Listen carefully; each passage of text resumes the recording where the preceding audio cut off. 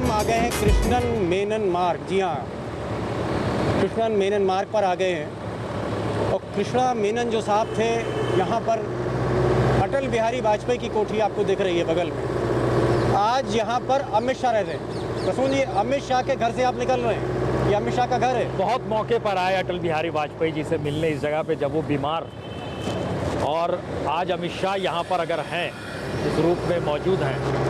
दरअसल इन बैरिकेड्स को देखिए और समझिए कि चाक चौबंद पहने में रहने की स्थिति में अगर देश का गृह मंत्री आ गया है, तो इस देश के भीतर में प्रज्ञा ठाकुर जब ये कहती है कि अपनी चाकू तेज कर लीजिए, तो इसका मतलब है कि पूरा आपका सिस्टम क्या ढह कर गिर चुका है, जहाँ पे सुरक्षा कोई मायने नहीं रखती है। और ये खुले तौर पर ऐलान होता है जब आप गृह मंत्री को देखते हैं। और हम जो जिक्र आपसे खास तौर से करना चाह रहे थे, सबसे ज्यादा बजट कहीं अगर बढ़ा है तो वह होम मिनिस्ट्री का बढ़ा है, और उसके दायरे में आने वाला हर सुरक्षा तंत्र, वो दिल्ली पुलिस का दायरा हो, दिल्ली पुलिस का लगभग 100 करोड़ कम किया गया इस बार, लेकिन 3000 करोड़ रुपए इंफ्रास्ट्रक्चर पे अलग से क्रिएट कर दिया गया। एसपीजी तो बनाई ही इसलिए गई थी कि सबको पता था कि इंदिरा गांधी की हत्या हुई, राजीव गांधी ने उस काल में एसपीजी को क्रिएट किया और सुरक्षा, लेकिन पूरे गांधी परिवार को अब एसपीजी नहीं दी जाती है। और एसपीजी का बजट जो है अकेले प्रधानमंत्री के लिए है लगभग 345 करोड़ रुपए। लेकिन आपने देखा अमित शाह का ये जो वैभव कि प्रधानमंत्री के बाद अगर कोई घर है जहां सिक्योरिटी है, बैरिकेड्स हैं, एक किले के तौर पे जैसे किला होता है, उसमें अमित शाह रह रहे हैं। अमित शाह आज की तारीख में लोग कहते हैं कि मोदी के बाद अगर जितने भी फैसले होते हैं अमित शाह लेते हैं। आपको लगता है कि अमित शाह, देवेंद्र फडणवीस को, योगी आदित्यनाथ को, इन सबको पीछे करके 2025 के बाद अगर मोदी प्रधानमंत्री देश के रहते हैं, आरएसएस के 100 साल पूरे होते हैं, तो अगला प्रधानमंत्री अमित शाह होंगे, या आपको डाउट है इन सब चीज़ों पर? नहीं, देखिए अमित शाह जो है वो राजदार है, और राजदार को कभी प्रमुख पद पर नहीं बैठाया जाता है। और राजदार जो होता है, बड़ी बात कह रहे हैं कि हमराज जो है वो राजा की कुर्सी पर नहीं बैठ सकता। वो राजा की कुर्सी पर नहीं बैठ सकता है, और अमित शाह उस कुर्सी पर नहीं बैठ सकते हैं। वह तो हमें याद है पिछले चुनाव के वक्त में गुजरात के मुख्यमंत्री बनना चाहते थे, गुजरात के मुख्यमंत्री तक उनको नहीं बनने दिया गया। तो आप प्रधानमंत्री का जिक्र कर रहे हैं, और अगर आपको योगी आदित्यनाथ नज़र कहीं आ रहे हैं या देवेंद्र फडणवीस नज़र आ रहे हैं, तो इस दौर में आप प्रधानमंत्री मोदी की हर चाल को जरा पढ़ने की कोशिश कीजिए। वो चौंकाते हैं, उसमें ना योगी फिट बैठेंगे ना अमित शाह फिट बैठेंगे। और देवेंद्र फडणवीस इसलिए नहीं फिट बैठेंगे क्योंकि जिस ओबीसी की लकीर को खुले तौर पर प्रधानमंत्री मोदी ने अपने छाती पर तमगे के साथ टांग लिया है, उसमें वो फिट बैठ ही नहीं सकता है कोई ब्राह्मण।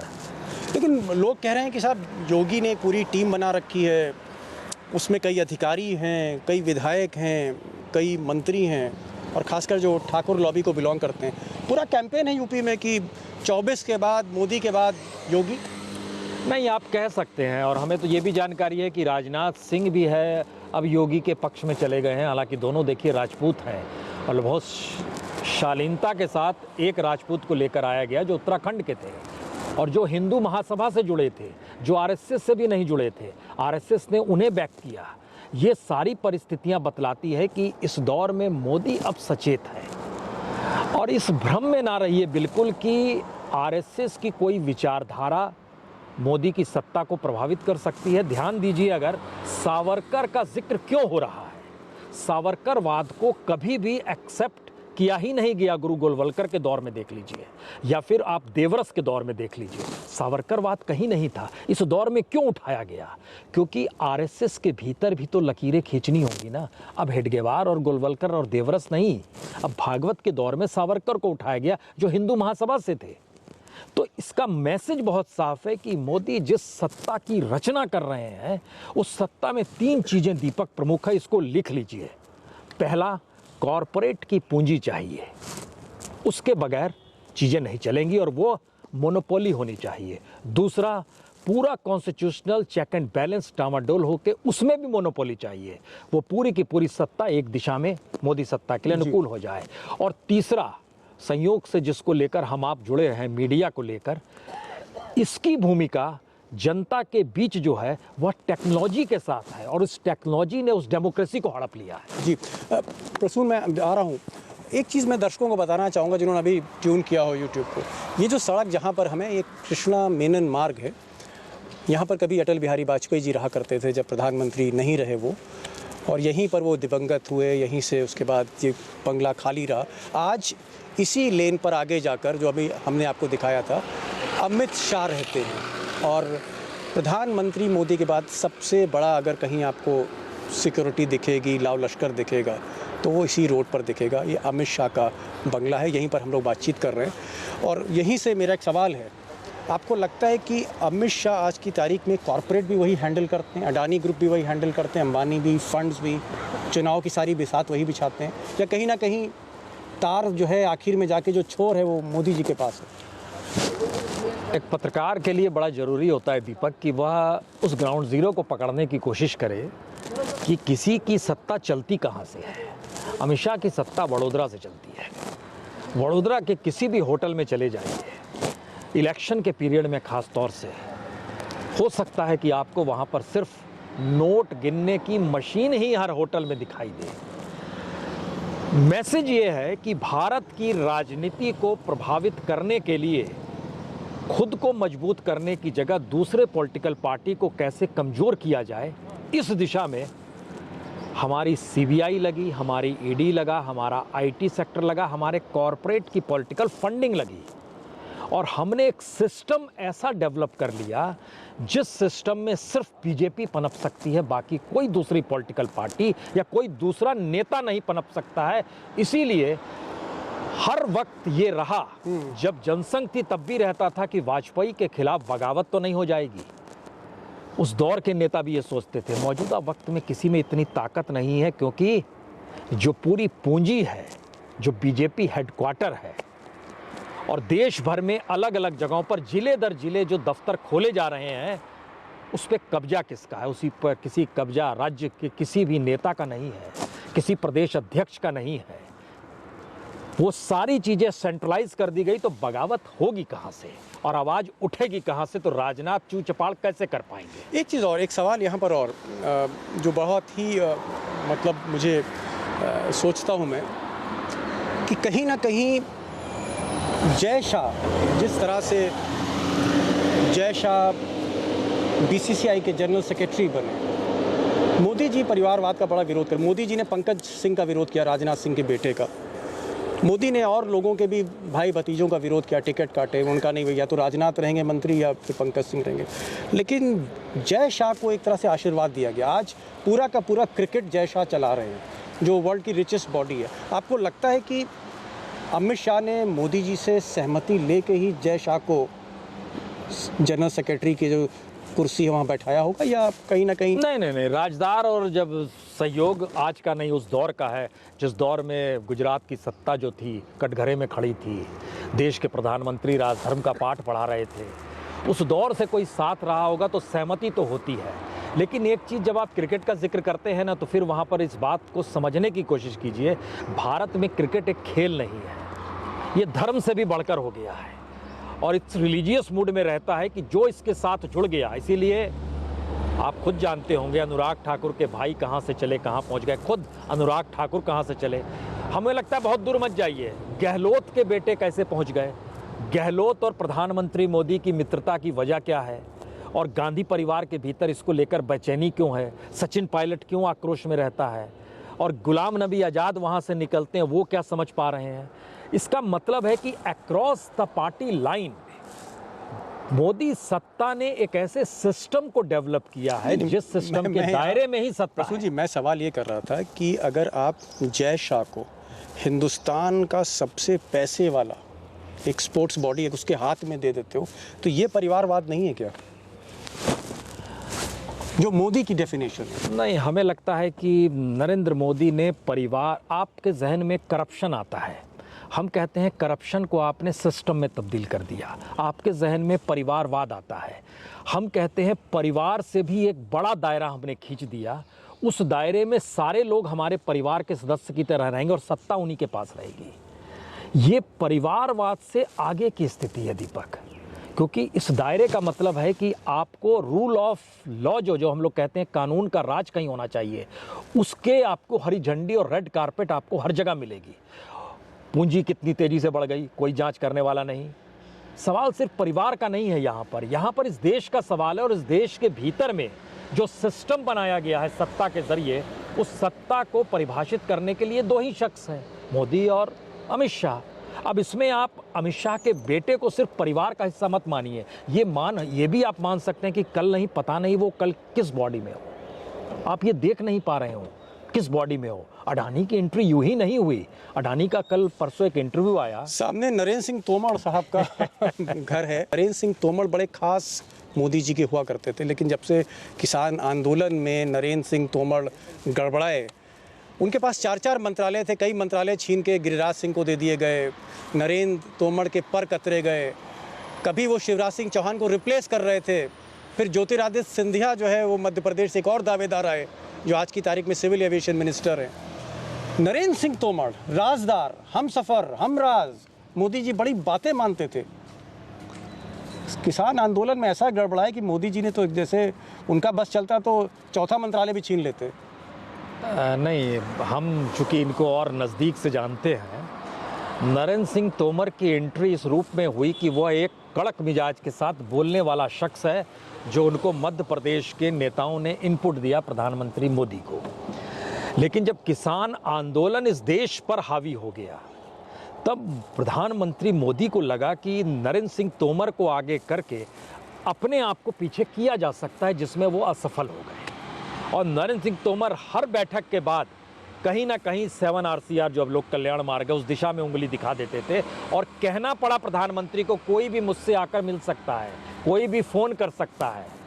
उसी दिन इनकी गद्दी हिल गई थी, क्योंकि यह अपने आप को किसान बताते थे, फेल हो गए। एक अंदरूनी बात और आपको बताएं, जो कॉरपोरेट के हाथ में किसानी को सौंपने का जिक्र था, जो सबसे करीब थे, अडानीज़ का जिक्र जो होता है, अडानी ने प्रधानमंत्री मोदी को कहा, आप किसान आंदोलन में जो बड़े किसान हैं और छोटे और सीमांत किसान हैं उनको अलग करके देख रहे और बोल रहे हैं ये आंदोलन बड़े किसानों का चल रहा है, तो आपकी बीजेपी क्या कर रही है, वो छोटे और सीमांत किसान को सामने क्यों नहीं ले आ पाई। और आपको जानकर हैरत होगी, अंदरूनी तौर पर आरएसएस ने इसका प्रयास किया और 192 पार्लियामेंट्रीज जो बीजेपी के हैं, उन्होंने कहा हम जिस कॉन्स्टिट्यूंसी से आते हैं वो किसानों की कॉन्स्टिट्यूंसी है, और वहाँ छोटा सीमांत और बड़ा किसान नहीं होता है, सब एक दूसरे से जुड़े हुए हैं। ये बात मोदी समझ गए और फिर माफ़ी मांग ली। ये है खेल। चलिए आगे चलते हैं। और इधर मेरे आप राइट हैंड की तरफ देख सकते हैं कि राष्ट्रपति भवन है, और एक आदिवासी महिला को पहली बार पंडित जी बनाया गया। प्रसून जी, पहली बार एक आदिवासी महिला को राष्ट्रपति बनाया गया और बहुत से वादे किए गए, लेकिन हमने देखा कि कहीं ना कहीं इस पूरी गफलत में, इस पूरे कन्फ्यूजन में मुर्मू सिर्फ एक मोहरा बन गई है। राष्ट्रपति सिर्फ एक नाम मात्र की। आदिवासियों के लिए अगर इस सरकार को कुछ करना होता तो शायद इतना उत्पीड़न हेमंत सोरेन का नाम होता। जिस तरह से हेमंत सोरेन को ब्लैकमेल इस सरकार कर रही है कि आप हमारे साथ आ जाओ, बाबूलाल मरांडी को मदद कर दो, कुछ दिनों के लिए हेमंत सोरेन को हम मुख्यमंत्री बना देते हैं, उसके बाद बाबूलाल मरांडी को बना देते हैं। जब हेमंत सोरेन नहीं माने तो आपने देखा कि किस तरह से इलेक्शन कमीशन ने भी उनकी घेराबंदी करी, उनके निजी सचिव को भी पकड़ लिया, उन पर ईडी और सीबीआई दुनिया भर की जांच एजेंसियां छोड़ दी गई। तो जो आदिवासी मॉडल की बात हो रही थी, हकीकत में ज़मीन पे तो उल्टा हो रहा है। मुर्मू सिर्फ एक प्रतीक कह सकते हैं। नहीं, प्रतीकों को तो चुनना इन्होंने रामनाथ कोविंद को भी चुना था, और प्रतीक असल में चुना गया था जब प्रणब मुखर्जी को इन्होंने राष्ट्रपति बनाया था। वो तो सत्ता से निकले हुए शख्स थे, वह तो गांधी परिवार के बेहद नज़दीक के शख्स थे। भारत रत्न दे दिया उनको, भारत रत्न दे दिया, और उस दौर में राष्ट्रपति बना के उनको भी प्यादे में तब्दील कर दिया। तो आदिवासी तो यूँ भी भारत में हाशिए पर रहा है, तो उसमें मुर्मू का आना। और सोचिए एक चीज़ और बताएं आपको, मुर्मू जो हैं राष्ट्रपति मौजूदा वक्त में, जब पत्थलगड़ी हुआ था जहाँ पर आदिवासियों ने कॉन्स्टिट्यूशन के आर्टिकल 5 का जिक्र किया और कहा कि आदिवासियों के अधिकार जब सरकार नहीं दे पाएगी तो हमारी गवर्नेंस होगी। उस वक्त पत्थलगड़ी आंदोलन को शांत कराने और राज्यपाल का दरवाज़ा खोल दिया उन्होंने कि जिसे आना है बातचीत करे। और मेरे ख्याल से जो घुटन राष्ट्रपति भवन के भीतर की होगी अब महसूस कर रही होंगी, ये हो सकता है, जिसका जिक्र आप हेमंत सोरेन और झारखंड के ज़रिए कर रहे हैं। लेकिन सबसे बड़ी परिस्थिति को देखिए, मैक्सिमम आदिवासी झारखंड में है, छत्तीसगढ़ में है, और इस देश के भीतर में जो आदिवासी बहुल इलाकों में जो कैंडिडेट्स चुने जाते हैं वो कैंडिडेट्स ऐसे होते हैं जो कि संपन्न हो उस इलाके के आर्थिक क्षेत्र के हिसाब से। बीजेपी ने उन्हें उठाया है इस दौर में, तो मतलब बहुत साफ है, जिनकी जरा भी जमीन होगी उसको या तो किसी पद पर बैठाकर ऐसा भी हो खत्म कर दो। सकता है कि मुर्मू जो हैं उनको एक जो ओडिशा में जो चुनाव होंगे वहाँ पर मुर्मू के चेहरे को रखा जाएगा सामने, और धर्मेंद्र प्रधान होंगे वहाँ पर। बीजेपी कोशिश करेगी कि इस बार बीजू पटनायक से ताज छीना जाए। तो मुर्मू आपको एक प्रतीक लगते हैं राजनीतिक चौसर पे मोहरों को, प्यादों को और आगे बढ़ाना? नहीं, ये एक संदेश है बस, क्योंकि इनका जो चुनावी जीतने का जो तंत्र है ना मोदी का, उसमें ये सारी चीज़ें देखिए रामनाथ कोविंद के समय ही समझ में आ गया था। इनको जब चुनाव जीतना है तो वो कैसे जीतना है, वो कौन सा गिमिक है, उसमें ये सारी चीज़ें शॉक ऑब्जर्वर का काम करती है कि आप हम डिस्कशन कर लें। देखिए आदिवासी बहुल इलाके के लिए मुर्मू को ले आए थे, ओबीसी के लिए इसको ले आए थे, फलां जाति को इन्होंने उठा लिया। ये चुनाव जीतने का तंत्र अगर होता तो फिर दूसरी पॉलिटिकल पार्टी ख़त्म क्यों हो रही होती। अखिलेश यादव की जो स्थिति हो गई, मायावती की जो स्थिति हो गई, आरजेडी की जो स्थिति आ गई थी, नीतीश की स्थिति आ गई, चंद्रशेखर राव जिस परिस्थिति से गुजर रहे हैं, ये सब मैसेज है क्या? मैसेज है कि चुनाव जीतना एक अलग तंत्र है, वो हमने डेवलप कर लिया है। और पारंपरिक राजनीति जो खोजती थी, जिसमें आप सोशल इंजीनियरिंग खोजें और ओबीसी खोजने लगे, उसमें ट्राइबल्स खोजें, दलित खोजें, इनको हम एक फेस के लिए रख लेंगे सामने दिखाने के लिए। जनता सोचेगी अच्छा इन्हीं की वजह से वोट मिला है। यही शॉक ऑब्जर्वर होता है कि आपको समाज में शॉक ना आने दे। और जनता का हमने वोट नहीं भी दिया तो भी वोट कैसे मिल गया? गुजरात में यही तो बहस हो रही है। इतने वोट 27 बरस के बाद भी 150 सीट असंभव है। इतने मुद्दे सब खारिज हो गए। तो बताया गया नहीं, मोदी जी वहाँ लगभग लगातार 18 दिन उन्होंने गुजारे हैं। मुर्मू का तो जिक्र हो गया है। मुझे लगता है कि सामने 3 मूर्ति भवन है, नेहरू जी का आवास जो रहा, प्रधानमंत्री नेहरू जहाँ रहते थे, और नेहरू का जिक्र हो रहा है, तो मुझे लगा कि भारत जोड़ो यात्रा का भी जिक्र हो जाए। बिल्कुल। राहुल गांधी का भी जिक्र हो जाए, टी शर्ट का भी जिक्र हो जाए। बिल्कुल। हालांकि आज भी सर्दी बहुत ज़्यादा है, बजाय धूप निकली है लेकिन सर्दी है, और मुझे भी जैकेट पहनी। पंडित जी तो, प्रसून जी तो पूरा मफलर पहन के आए हैं, कोट भी पहन रखा है। ऐसे में टी शर्ट चल रही है आज की तारीख में, कोहरे के बीच में टी शर्ट। आपको क्या लगता है कि सियासत के कोहरे को ये टी शर्ट चीर पाएगी? क्या आपको लगता है कि राहुल गांधी कहीं ना कहीं जो उनकी टैली है 50-55 की, यहाँ से आपको 100-150 पर कांग्रेस को ले जाते दिखेंगे? क्योंकि कांग्रेस अगर 150 पे जाती है तो मुझे नहीं लगता है कि फिर बीजेपी या मोदी उस स्थिति में होंगे जहाँ एक कंफर्टेबल गवर्नमेंट बना सके। देखिए राहुल गांधी और कांग्रेस, हमको लगता है दोनों को अलग अलग देखना सीखना होगा। राहुल गांधी वो कांग्रेस नहीं है जो इंदिरा और राजीव की कांग्रेस थी, या फिर मौजूदा वक्त में जो आप कतार देखते हैं, किसी का भी नाम ले लीजिए, दिग्विजय सिंह का नाम ले लीजिए, खड़गे का नाम ले लीजिए, कमलनाथ का नाम ले लीजिए, गहलोत का नाम ले लीजिए, ये वो जो कांग्रेस है, राहुल गांधी इससे हट कर है। राहुल गांधी ट्रेंड करना चाह रहे हैं उस जनता को जिस जनता के राजनीतिकरण से सत्ता पलटी जा सके। कांग्रेस के जरिए सत्ता नहीं मिलेगी, मेरे ख्याल से उसे वो बाखूबी जान गए हैं। और इसीलिए उनके भीतर कांग्रेसियों को लेकर भी आक्रोश रहता है कि जिसे छोड़ना है छोड़ दे। क्यों कहते हैं? वो जानते हैं करप्ट कांग्रेसियों में भी है, जानते हैं अहंकार कांग्रेसियों में भी आया, उनको पता है। इसीलिए जब वो शख्स जमीन पर उतरा है, या कहें पैदल जब चल रहा है, सत्ता बर्दाश्त नहीं कर पा रही है कि जनता के बीच एक ऐसे परिवार का शख्स है जो इससे पहले परिवार को देखने भर के लिए भीड़ लग जाती थी, वो जनता के बीच चला गया है। पहला ट्रांसफॉर्मेशन इस देश के भीतर में कांग्रेस नहीं, राहुल गांधी कर रहे हैं। कांग्रेस ही अगर ट्रांसफॉर्मेशन कर रहे होते तो आपको वो कतार की नज़र नहीं आती जो करप्ट है, जो दलाल है, जो पैसे पर चलती रही है। वैसे लोग राज्यों के प्रभारी हैं, सत्ता फिट करते हैं, गोटी फिट करते हैं। दिन में कांग्रेस के दफ्तर, रात होते होते सत्ता के दरवाजे पर रहते हैं, ये फैक्ट है। लेकिन भारत की राजनीति एक झटके में नहीं बदल सकती है। शायद राहुल गांधी अब समझ गए हैं, इसीलिए वो चाहते हैं कि एक कैडर खड़ा हो। 120 लोग जो पैदल चल रहे हैं, उसमें से 75 लोगों को हम जानते हैं जिनकी उम्र जो है इस लिहाज से है कि वो आने वाले वक्त में 2029 से पहले नहीं, 2029 में वो कैडर लीडरशिप की भूमिका में आ सकता है। अभी नहीं, अभी बहुत जल्दबाजी होगी कहने की। तो क्या ये कांग्रेसी छट जाएंगे? यकीनी तौर पे छट जाएंगे। तो राहुल गांधी और कांग्रेस को अभी भी हमको लगता है एक साथ करने की स्थिति आई नहीं है। कांग्रेस अभी भी उसी स्थिति में है। आप कह रहे हैं 100 सीट पर आ जाएगी। कांग्रेस की जो हालत है, अगर यही हालत रही राजनीतिक तौर पर, तो पता नहीं 50 सीट भी ला पाए कि नहीं ला पाए। हम ये भी बता रहे हैं आपको, क्योंकि ना तो आप उस तंत्र से लड़ रहे हैं, अटैक कर नहीं पा रहे हैं। गहलोत एक समझौता अडानी से करते हैं तो राहुल गांधी अडानी के पक्ष में खड़े हो जाते हैं। दिल्ली आके उनको फीलिंग आती है यहाँ सावरकर का नाम नहीं लेना है तो अडानी का नाम ले ले। आप कंट्रडिक्शंस देखिए। एक चीज़ और मैं यहाँ प्रसून जी बोलूँगा।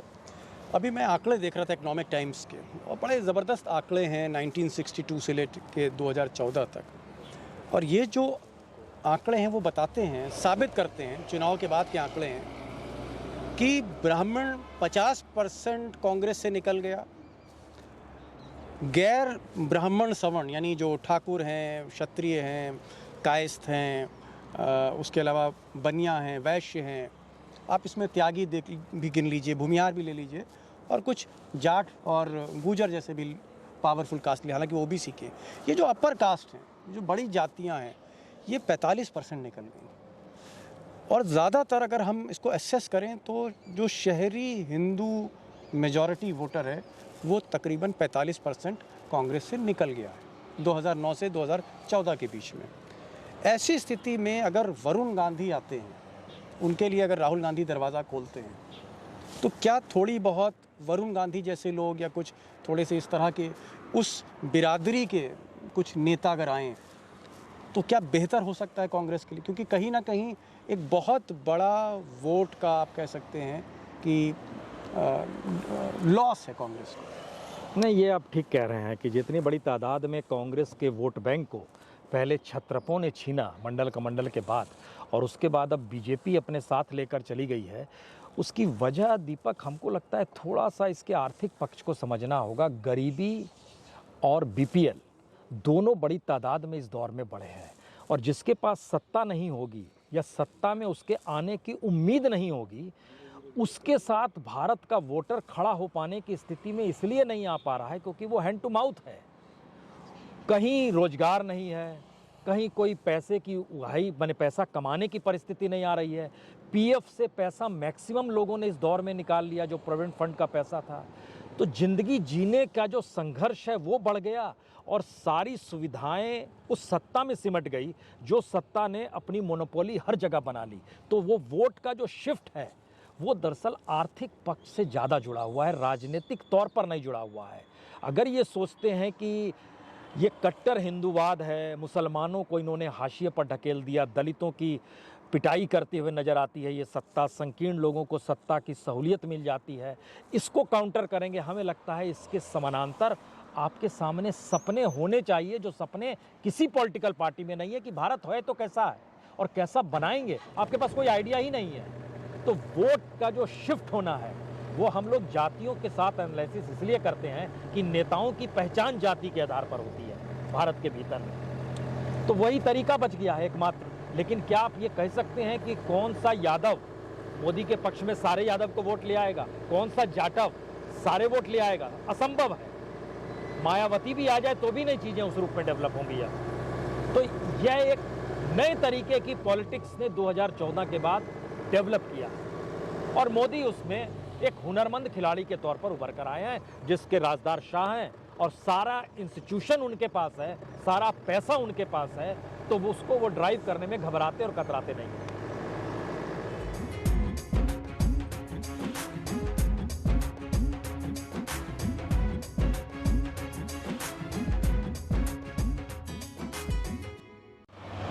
और बात होते होते मोदी पर और अमित शाह पर और उनकी कैबिनेट पर, सरकार पर बात होते होते नेहरू जी पर आ गई, और इत्तेफाक से प्रसून जी ने कहा कि हम नेहरू जी का जो बंगला था पुराना, तीन मूर्ति, वहीं से गुजर रहे हैं। पीछे जो है हमारे तीन मूर्ति है। आज की तारीख में एक म्यूज़ियम है ये, और प्रधानमंत्री मोदी यहाँ पर पीएम का म्यूज़ियम बना रहे हैं। मतलब नेहरू के बंगले में अपनी तस्वीर, अपनी जीवनी लिखाने का जुगाड़ जो है मोदी जी ने कर लिया है, वहाँ भी कब्ज़ा कर लिया है। लेकिन नेहरू की, प्रसून जी, जब याद मुझे आती है, मैं देखता हूँ अक्सर आईटी सेल जो बीजेपी का है, कभी नेहरू जी सिगार पी रहे हैं, कभी कोई ब्रिटिश औरत है उसके साथ बैठे हुए हैं, कभी उनके बारे में कहा जा रहा है कि चीन को सरेंडर कर दिया, कभी कहा जा रहा है कि साहब ये ऐसा आदमी था जिसने देश को ही ख़त्म कर दिया, जिसने देश को खड़ा ही नहीं किया। और जिक्र करते करते हम भूल जाते हैं कि आईआईटी किसने दिए, एम्स किसने दिए, आईआईएम किसने दिए, वो इंफ्रास्ट्रक्चर किसने दिया, वो सब हम भूल जाते हैं। नेहरू को जिस तरह से बीजेपी ने, नेहरू को जिस तरह से आरएसएस ने, इनके थिंक टैंक्स ने, या यूं कह दूं एकदम क्रूड भाषा में कह दूं कि जो बीजेपी के महा ट्रोलर हैं अमित मालविया ने, उन्होंने जिस तरह से नेहरू को परिभाषित किया है, आपको क्या लगता है कि दुनिया जब देखती होगी वो हम पर हंसती होगी क्या? पता नहीं हंसती है, रोती है। सवाल दीपक सबसे बड़ा ये है, भारत की आज़ादी और चीन का रेवोल्यूशन दोनों एक वक्त ही हुआ। वहाँ पर माओ थे, यहाँ पर नेहरू थे। वहाँ पर जो पूरा रेवोल्यूशन था वो किसानों का संघर्ष था। भारत के भीतर की आज़ादी थी वो अंग्रेज की इकोनॉमी से निकली हुई परिस्थितियों के साथ। भारत ने मिक्स्ड इकोनॉमी अपनाई। और अगर आप 1947 के वक्त में चले जाइए और ज़रा कल्पना कीजिए एक क्षण के लिए, एक क्षण के लिए आप ज़रा इसकी कल्पना कीजिए कि अगर 1947 में कोई मोदी सरीखा शख्स भारत का प्रधानमंत्री होता तो इस देश का क्या होता। उस समय जो बड़ी तादाद में पाकिस्तान से लोग आ रहे थे, यहाँ से पाकिस्तान जा रहे थे। दिल्ली में कितने नगर हैं ऐसे, अलग अलग नाम हैं जहाँ पर लोगों को बसाया गया। एक मंत्री की नियुक्ति कर दी गई, एक से काम नहीं चला तो 3 को बैठा दिया गया। उसके बाद ध्यान दीजिए, बड़ी बड़ी इंडस्ट्री, चाहे वो एचईसी रांची में खुला हो, चाहे भाखड़ा नंगल डैम बना हो। और जो आप आईआईटी का जिक्र कर रहे हैं, इंस्टीट्यूशंस का जिक्र कर रहे हैं, पैसा नहीं था दिल्ली में एम्स खोलने के लिए। न्यूजीलैंड से पैसा मंगाया गया और उसमें जो उस वक्त के हेल्थ मिनिस्टर थी, वो रानी, हम नाम बोल रहे हैं उस समय, न्यूजीलैंड से पैसा आया और उसको लेकर टारगेट किया गया कि 18 महीने के भीतर खड़ा करना है इसको, और खड़ा कर दिया गया एम्स को। इस देश के भीतर में कोई ब्यूरोक्रेसी का ढांचा नहीं था। जो आप बीडीओ नाम सुनते हैं ना आज की तारीख में, बीडीओ और एसडीओ, वह नेहरू ने खड़ा किया था इस देश के भीतर में। अब आप सोचिए एक क्षण के लिए, जो बड़ा हाइपोथेटिकल है, लेकिन मोदी की सत्ता होती तो आरएसएस होती, आरएसएस होती तो गुरु गोलवलकर होते, गुरु गोलवलकर होते तो इस देश में हिंदुत्व की विचारधारा की सोच निकलती। और इन सारी सोचों के बीच में आज की तारीख में क्या इस देश में सेना खड़ी हो पाती? वो नेहरू जो शांति प्रिय थे, जिन्होंने कहा था बजट के भाषण में, हम चाहते हैं कि बजट का हिस्सा इस देश के इंफ्रास्ट्रक्चर पे खर्च हो, सेना पे खर्च नहीं हो, उस दिशा में जाते थे। लेकिन चीन के हमले के बाद स्थितियां इस देश की बदलने लगी और फिर लाल बहादुर शास्त्री ने दिखला भी दिया कि भारत के जवानों में कितनी ताकत है। लेकिन एक क्षण के लिए आप पूरा ट्रांसफॉर्म कर जाइए कि मोदी की सत्ता है, आरएसएस की सत्ता है, इस देश का क्या हो गया होता? क्या ये देश उस दौर में पाकिस्तान जिस तरह से बन रहा था, धर्म के नाम पर क्रिएट हो रहा था, आज ये जिक्र क्यों करते हैं कि जो मुस्लिम है वो पाकिस्तान चले जाएं? आज इस बात का जिक्र क्यों करते हैं हिंदू राष्ट्र होना चाहिए? उस दौर में क्यों नहीं सोच रहे थे? और अगर सोच रहे थे वो तो हिंदू महासभा सोच रही थी, जिन्ना सोच रहे थे, सावरकर और जिन्ना कह रहे थे। अगर इस परिस्थिति में आइएगा तो भारत का वो पूरा बेसिक इंफ्रास्ट्रक्चर जिस पे आज मोदी राज कर रहे हैं, और सिर्फ नाम बदलने से काम नहीं चलेगा कि 7 RCR का नाम आपने 7 लोक कल्याण मार्ग कर दिया, इससे लोक कल्याण नहीं होता है। आपको इस देश के लोगों को गवर्नेंस में कैसे शामिल करना है, इसके लिए जो अलग अलग इंस्टीट्यूशंस क्रिएट किए, वैज्ञानिकों को खड़ा किया गया, यूजीसी सरीके इंस्टीट्यूशन को बनाया गया, यूनिवर्सिटीज़ को कैसे काम करना है। क्या बीजेपी के शासन काल में किसी भी राज्य में 1-2 साल नहीं, 15-15, 20-20 साल, और गुजरात में 27 साल की सत्ता रही, एक इंस्टीट्यूशन का नाम दुनिया बता दे, देश बता दे, गुजरात के लोग बता दें कि हाँ इन्होंने ये खड़ा किया। वर्ल्ड क्लास जो हो। एक चीज़ और यहाँ पर मैं देखता हूँ, नेहरू की जब मैं एल्बम देखता हूँ, उनकी तस्वीरें पुरानी देखता हूँ, तो कभी देखता हूँ कि नेहरू जी भाखड़ा नंगल डैम के कंस्ट्रक्शन साइट पर हैं, कभी मैं देखता हूँ कि कोई रेलवे स्टेशन बन रहा है पुराना, नेहरू जी वहाँ खड़े हुए हैं, कभी कोई बड़ा IIM बन रहा है तो नेहरू जी वहाँ खड़े। नेहरू जी ज़्यादातर बहुत सी उनकी तस्वीरें हैं जहाँ वो कंस्ट्रक्शन की साइट पर होते थे, इंजीनियर उनके साथ है, आर्किटेक्ट डिज़ाइनर उनके साथ हैं, वो खड़े हुए हैं और देश का कोई ना कोई एक बड़ी इमारत जो है वो तामीर हो रही है। लेकिन मोदी जी को हमने किसी कंस्ट्रक्शन साइट पर नहीं देखा।